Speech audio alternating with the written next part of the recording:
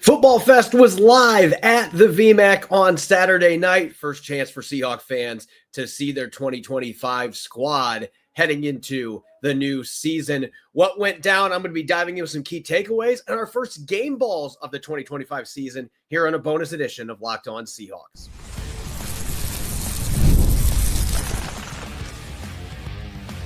You are Locked On Seahawks, your daily Seattle Seahawks podcast. Part of the Locked On Podcast Network, your team every day.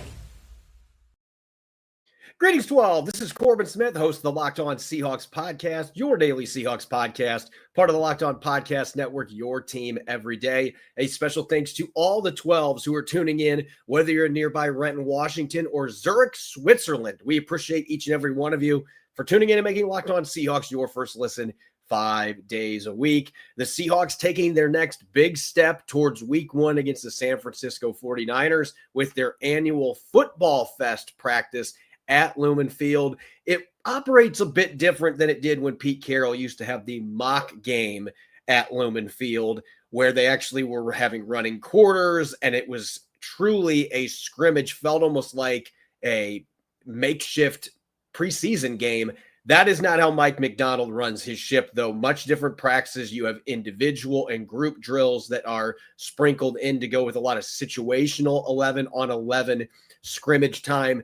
No running clock. They do their scores differently, as Mike McDonald was talking about after the event today. They've got kind of an advanced metric with looking at estimated points, different things like that in different situations that they do. It's a very analytical approach to how they approach these games, so to speak, these practices. So a little different than what we've seen in the past when Pete Carroll's been the coach, second year now that Mike McDonald has operated this way. Maybe a little bit more team-oriented stuff than there was the first time that they did this last year. But as far as takeaways coming out of this, again, this was not a typical mock game like we saw with the Pete Carroll era, where you could look at, well, this quarterback went 8 for 11. This running back had 51 rushing yards or whatever. There were no statistics coming out of this because it was not a game format. However, that doesn't mean there were not some exciting things that happened on the field during their scrimmage time at Lumen Field. And let's start with Sam Darnold and Jaxon Smith-Njigba. That relationship, that is going to be crucial to the Seahawks offense because JSN is now the guy. You don't have DK Metcalf. You don't have Tyler Lockett. Yes, Cooper Kupp, when healthy, still is a very good receiver. But Jaxon Smith-Njigba, he is now the alpha of this passing game, and they are going to need a massive season from him. It has been very noticeable this week just how far he and Sam Darnold have come along in terms of their chemistry, the rapport that they have. And the first big play that happened today, you got to see something that Jake Bobo talked about here on our show, one of the interviews that I've done at the VMAC during training camp, about how this offense, with how it is married to the run game, their passing game is married to the run game, that it allows you to have very similar looking stems to what you have in terms of your pathway blocking. And Jaxon Smith-Njigba took advantage of that. He looked like he was going to crack down on a linebacker and then goes out of his break and runs a corner route. He's wide open, defenders in the dust. Sam Darnold hits him perfectly in stride. 35-yard play before they blow it dead. Maybe could have taken it the distance in a game situation, but again, they blew it dead. But a 35-yard completion, had a couple other passes his way from Sam Darnold today that were of the shorter variety, where he was able to turn upfield and get some yardage, one of them being a quick bubble screen, got behind the blocks of a couple different players in front of him, was able to get good yardage. So Jaxon Smith-Njigba continues to get more comfortable catching the ball from Sam Darnold. Darnold's getting a lot more comfortable with the timing aspect, even compared him to a hockey player skating on the field with the way that he glides as a runner, which I thought was a pretty adept comparison when we're talking about Jaxon Smith-Njigba and his playing style. Smith-Njigba was not the only receiver that stood out today, though, and it's two names that have been very familiar if you've been listening to this podcast over the last week. Both these guys have been coming on strong, players at different stages of their career. But let's talk Dariq Young and Torrey Horton. Again, two guys that are at much different stages. Dariq Young's in the last year of his rookie contract. Torrey Horton, 5th-round pick out of Colorado State, just getting started. And Horton was the star of Friday's practice, had 2 touchdowns, one of them down the seam, had another one that he caught during the 7-on-7 period that was a spectacular grab, one-handed in the back left hand of the end zone. He's really coming along. And today, his numbers, if we had statistics, would have looked a lot better if Sam Darnold had not been just a hair out in front of him on a couple plays where he got open. There was one time he beat Devin Witherspoon on a dig route, and he had multiple steps of separation, but Sam Darnold threw the ball a little bit too far out in front of him. Those two are still trying to get up to speed because Horton missed all of OTAs and minicamp, at least in team drills. So these guys haven't had that many reps together, but Sam Darnold's trying to throw the ball to him a lot. You can see that that is a connection that is getting close to being one that is one you got to watch here, because I think that the fact that Torrey Horton's getting all the reps of the first team that he is, that's where he mostly played tonight, was with the first team. I think that that is something that absolutely bears watching, where he fits in, especially compared to Marquez Valdes-Scantling, who did a lot of second team work in tonight's session. So that is something that bears watching. The kid has electric speed. He can create after the catch. He can win downfield.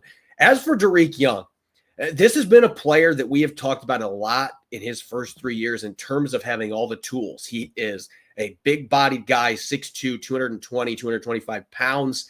He's very athletic, a 94th percentile athlete coming out of Lenoir-Rhyne. That's how you get drafted out of Lenoir-Rhyne, those kind of physical tools. He's got a running back background to go with his receiver time in college. He's returned kicks. He's a really good gunner on special teams, but he has not done much on offense in 3 seasons. He had 2 catches his rookie year, hasn't had a catch in regular season games since then.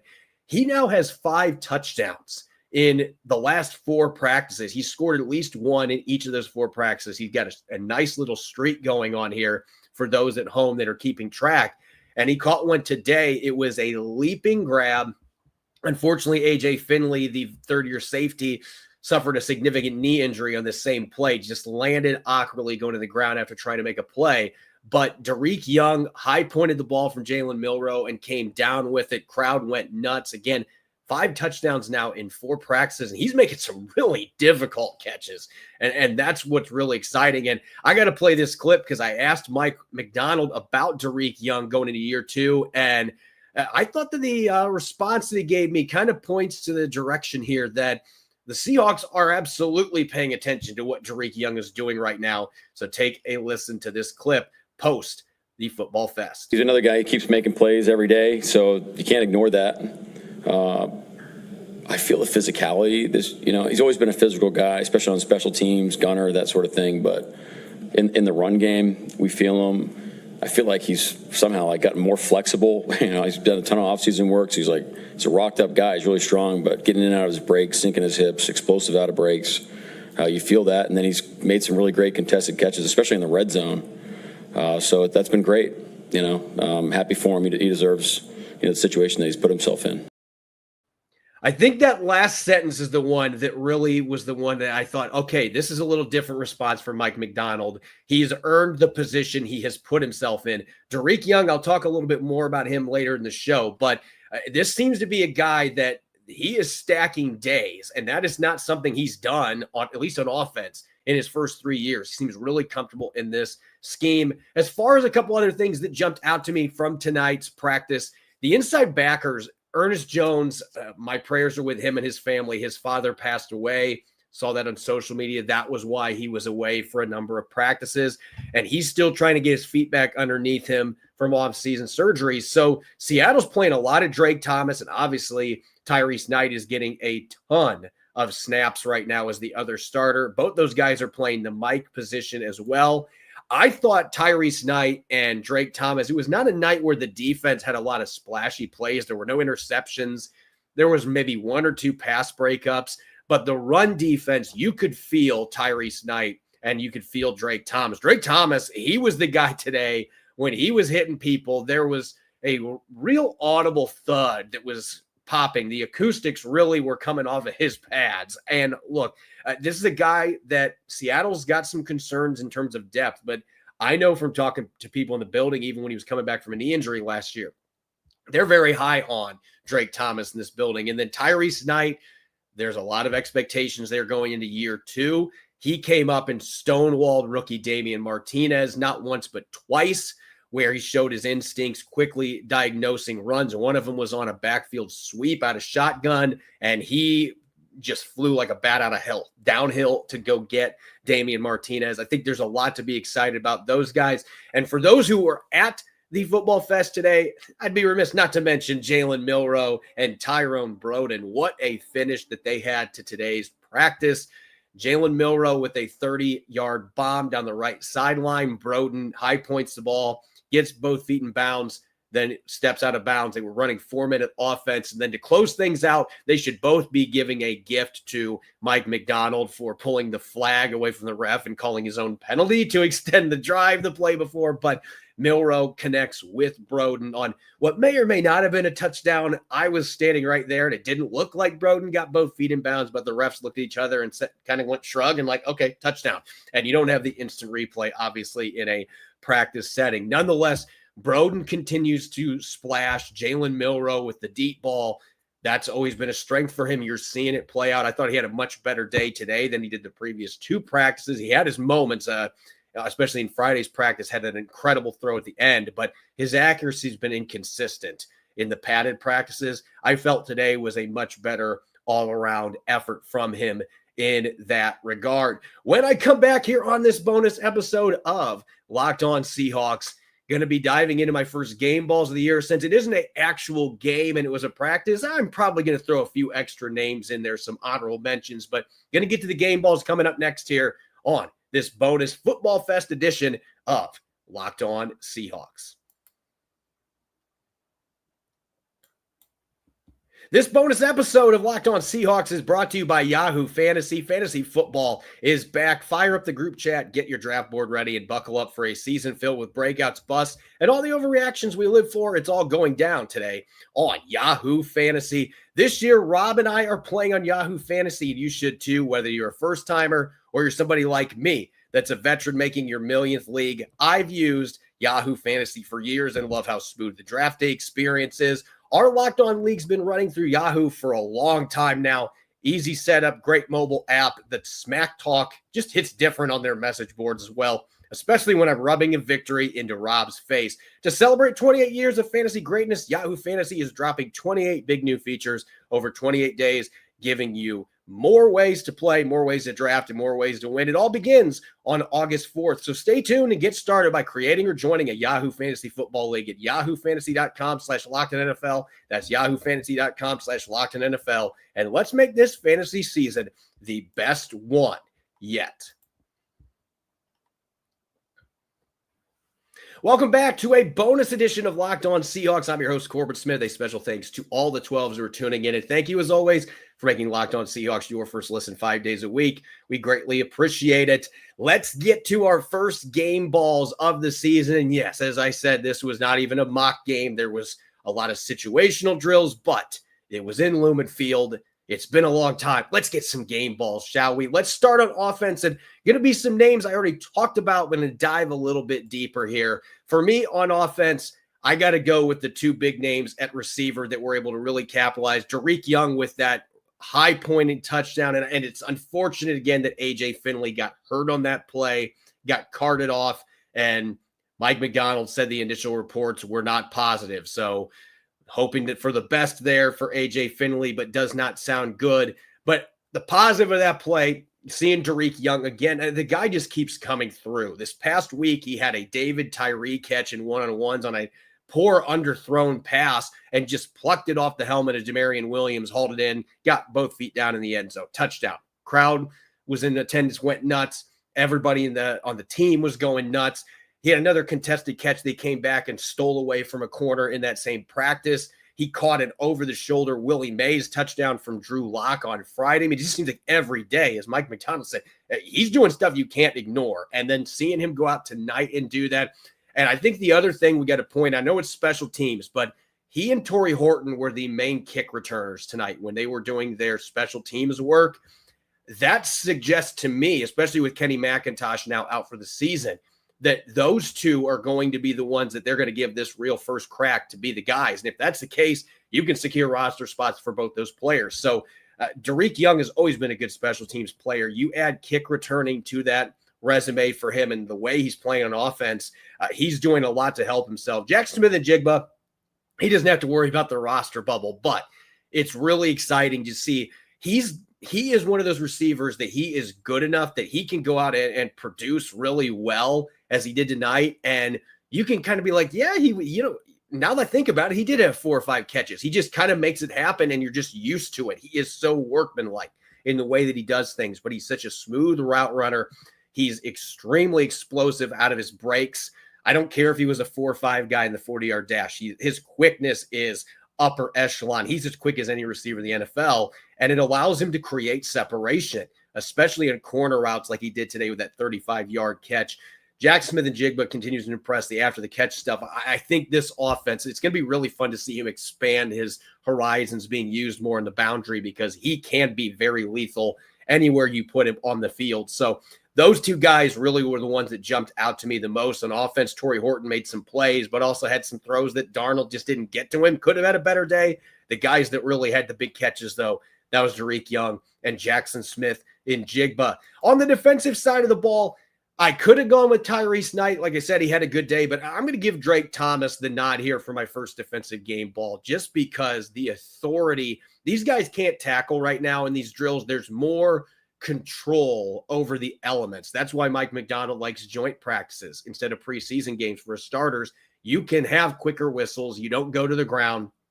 But Drake Thomas had a couple times where there was an emphatic thud when he was hitting guys. Had one of them that he laid out on George Halani where there was a boom, and you could kind of sense that the crowd, when that happened, everybody's kind of stopped for a second, like, whoa, like that's a little different sound than we've had in most of this time. And he had a couple other plays. He hunted down running backs in pursuit to the sideline, didn't let him get upfield. I just thought it was a really good day for him.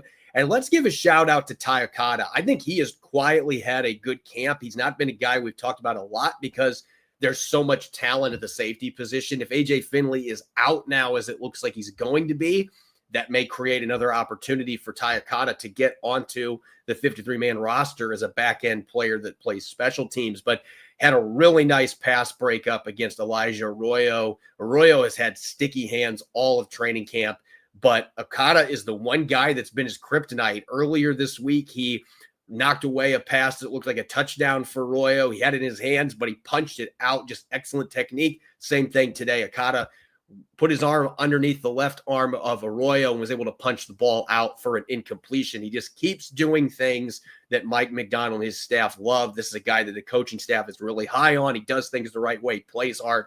So good for him. I think Ty Okada, he might be one of those guys back into the roster that still has a shot to maybe make this football team, and he keeps doing plays like that. Again, you can't ignore those kind of things. And real quick, let's talk special teams. And I think this was the coolest thing tonight. Not that Chris Stahl, you want Chris Stahl to be available. He's a really good long snapper, and you never hear his name, which is a good thing because he's doing his job. But Chris Stahl's got a back issue that he is dealing with and did not play in the practice tonight. Might not be ready for their preseason opener. Mike McDonald just doesn't know at this point. He's got a tight back. It's not like it's something they're just hoping he's just going to get over, and they just don't know what the timeline is going to look like. But without him out there, Brady Russell handling long snapping duties. They didn't do any punts today in their sessions. They actually at the beginning they did, but not the full scale like they did with the kickoffs where they ran a bunch of those in a kickoff period. We got to see Brady Russell, though, do this. And you want to talk about a guy that's just a football player. He does this on the side, Brady Russell does. And he's their backup long snapper. Chris Stahl being out. His snaps today to Michael Dixon in the field goal and kick department were very sharp. It looked like he's been doing this regularly with those kickers and punters, which that timing thing is really difficult to get down. It's not near as easy as these guys make it look, but kudos to Brady Russell for handling that and looking really good. The Seahawks now can at least say, hey, if we end up in an emergency situation where we lose Chris Stahl and he gets hurt in the game, Brady Russell can handle that. At least he looks the part there. And I watched him snapping a bunch before the actual practice started, and they were all hitting Michael Dixon right in the hands, whether it was field goals or punts. He was getting the ball to him, no problem, with velocity, good spin on the football. So Seattle's got a nice situation there. You have to have somebody else that can long snap for emergencies like that. Brady Russell is absolutely that guy to go with being a fullback and a tight end who I think is going to be on this 53-man roster. As always, you can follow me on X and Blue Sky at Corbin Smith NFL. Make sure to subscribe to Locked On Seahawks on YouTube and wherever you get your podcast to make sure you don't miss a single episode. We'll be back on Monday, and I'm going to have my co-host in crime, Rob Brang. He'll be back from his much-deserved vacation. We will have Rob back on the pod, and the two of us will be diving into takeaways from Monday's 10th practice. Seahawks off tomorrow. We'll be diving into the next practice on Monday as they start preparing for the first preseason game. Enjoy the rest of your weekend, and thanks for tuning in. Go Hawks.